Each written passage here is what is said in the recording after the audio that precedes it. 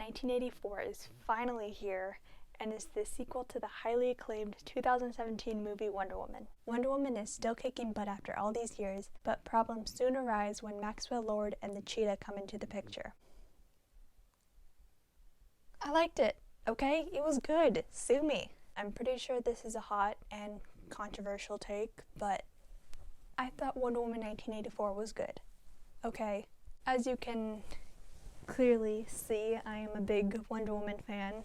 I'm especially a huge fan of the first movie. As for the sequel, it was whatever, I'll get into it.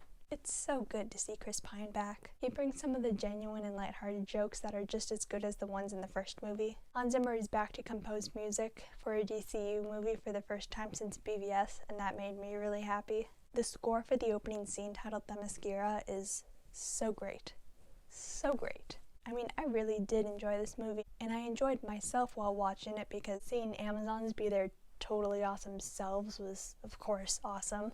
And that opening scene on Themyscira is just really freaking awesome to see. We see young Diana compete with these older Amazons in this obstacle course race thing, and let me just say, the actress for young Diana, Lily Aspel, I hope I'm pronouncing it right, she did most of her own stunts. I mean, she's out here like swinging around and jumping around and riding on horseback. It's so cool to see a young girl do that, and basically all I'm saying is that I could never.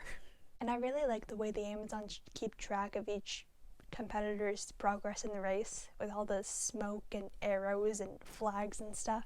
Oh yeah, and I absolutely cannot forget to mention the looks Diana is serving throughout this movie. There's that white flowy dress she wore to the gala that made her look like a frickin' angel. And then of course there's the Wonder Woman outfit suit, which is a little more vibrant than the one we saw in the first movie, which I think is a cool touch. And of course the iconic golden winged suit of Asteria or something, and the huge angel wings. Oh my gosh, she looked so freaking cool in that. Oh my gosh, Gal Gadot is amazing. She looked beautiful in this movie. I mean, she always does. She's always glowing as Wonder Woman, and I love it. Diana says one of my favorite lines in the movie. I shouldn't give its context because that goes into spoilers, but it was just a coffee cup and I lost it. If you know its context, I think it's one of the best jokes in the movie to me personally. Okay, so I think my favorite scenes in the movie were Diana and Steve being reunited and just being happy together. That made me happy. Steve discovers the wonders of the 80s, like the parachute pants and the trash can, which were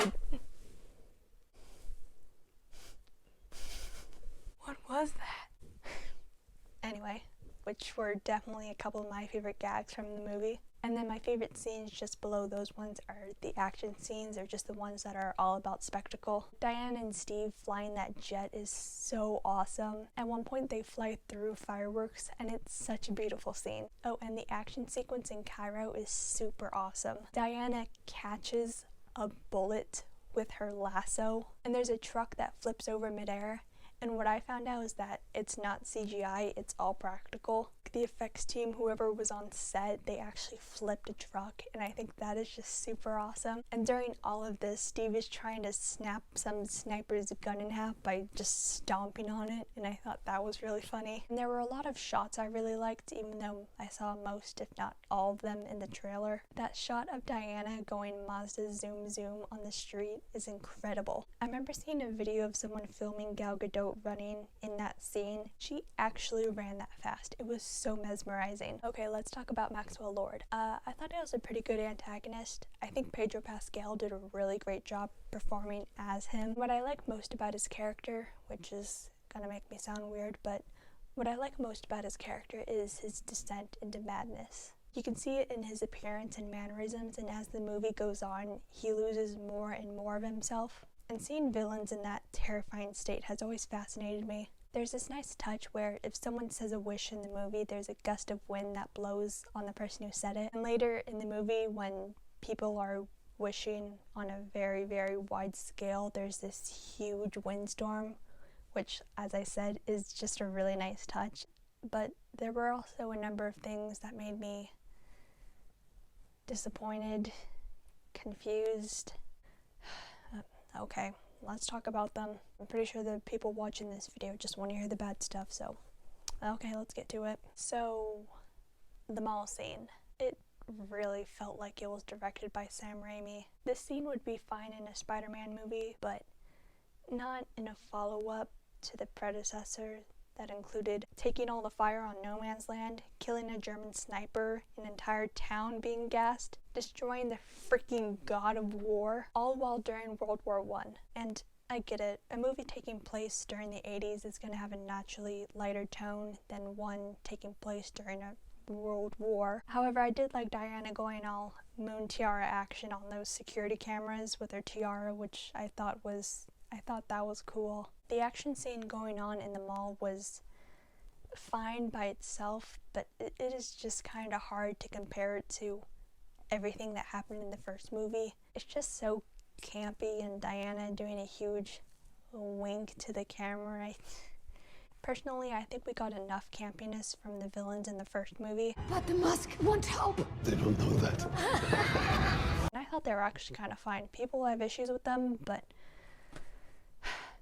I digress. But if there's anything we can take away from that scene, Diana is anti-gun. In my trailer review, I mentioned how I thought the way their friendship was going to go was that it was going to end up like Moses and Ramesses from the Prince of Egypt. They grew up alongside each other like brothers, but when Moses grows up and demands for the Hebrews to be let go, Ramesses refuses because it's what his father would have wanted. And there's this wonderful butting of heads, which is kind of sort of an understatement, but just go with it, where they hate that they have to go against each other, but they have to because it's what God intended.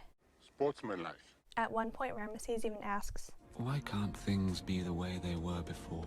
Sorry for the tangent. I rewatched The Prince of Egypt the other night because it had been a minute since my last watch. Ugh, what a sensational movie. Basically, what I'm trying to say is that I was really hoping for Diana and Barbara's friendship to go into that direction because I'm just so fascinated by it. You know, a genuine friendship where they both have a deep connection with each other, but as the movie goes on, both characters start developing either mentally or physically to the point that they've changed so much and they can't go back to being just friends. But we never get a scene of them looking back at the good old days like Moses and Ramesses. Barbara and Diana don't even really feel like friends like the movie wants us to believe. They just feel like acquaintances. For a Wonder Woman movie, it's kinda sorta heavily revolved around Maxwell Lord. There's this subplot with his son that's kinda eh. And there's this other scene with standard Spider-Man stakes where Max's boss yells at him for not making much of a profit or whatever, and he even says something like, "You've got 24 hours. You've got 24 hours. What this means is So let's talk about Steve, specifically the scene where he's reintroduced and reunited with Diana. Yes, I got emotional when he said, "I can save today, you can save the world." And yes, I got emotional when they hugged. Why, oh, why is the soul of Steve Trevor inhabiting this random guy's body? Why couldn't we just have Steve Trevor in the flesh? I couldn't wrap my head around it during the first watch, and the second watch didn't really help either. So this random guy suddenly remembers everything about Steve and Diana and what he said to her during his final goodbye, you know, decades ago, but it doesn't really seem like he's questioning it or that he's even aware of it. It's so strange. I remember from a year or two ago, Patty Jenkins said in an article that Steve's return will make perfect sense, but it really doesn't. And again, those are her words, not mine. And another, I guess, critique I have is that I really wish we heard the Wonder Woman theme more often in this movie. Well, the theme is played in the movie twice, but it's not played by an electric cello like in the original.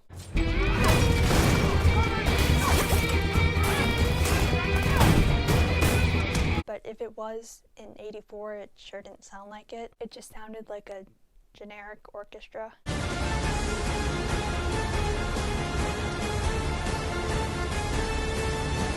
I've seen a couple reviews point out this specific thing, and it really sucks to say that I kind of agree with them. There's a scene during the last half hour where Diana should be more emotional than she is. She should be broken down, yelling, absolutely sobbing like the first movie. But for some reason, she's kind of restrained, like she's holding it back. I don't know if I should point the finger at Gal Gadot or Patty Jenkins, but it was just kind of odd. Personally, I think she should have crumbled to her knees during that scene. I know I'm mentioning this a lot in my videos lately, but in The Hunchback of Notre Dame, the stage musical, not the Disney movie. There's a moment where Esmeralda crumbles to her knees because she's at such a low point in the story. It shatters my heart every time I see it because I hate seeing a fictional character I love so vulnerable. Yes, I hate it, but it's effective, and I kind of wish the director had the same thoughts. Something else I have to mention is, remember the No Man's Land scene from the first movie? Who could forget it? It's a bloody, breathtakingly beautiful scene.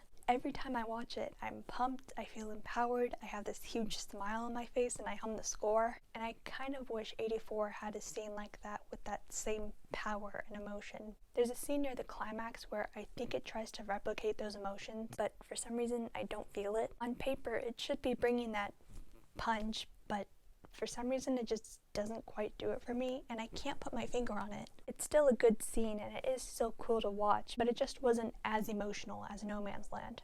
So, yeah, I know this movie has a lot of flaws and it had the potential to be so much more, but I did really like Wonder Woman 1984. Yes, the screenwriters made some really questionable decisions, and The Mandalorian does indeed touch a lot of people through the Make-A-Wish Foundation, but I love these characters. I love Diana. Maybe that's why I'm not as critical or passionate like other people, but this is a movie I have been anticipating for 3.5 years after all. However, I wish I could sit here and praise it like the first movie or even The Prince of Egypt like earlier, but I guess I can add Wonder Woman 1984 to my list of movie sequels that I like, even though they are generally viewed as a massive drop in quality from their predecessors. Even if you don't totally agree with my opinions on the movie, can we at least agree that the posters are absolute works of art? I could gaze at them for days. On the rainbow scale, Wonder Woman 1984 is a cyan movie.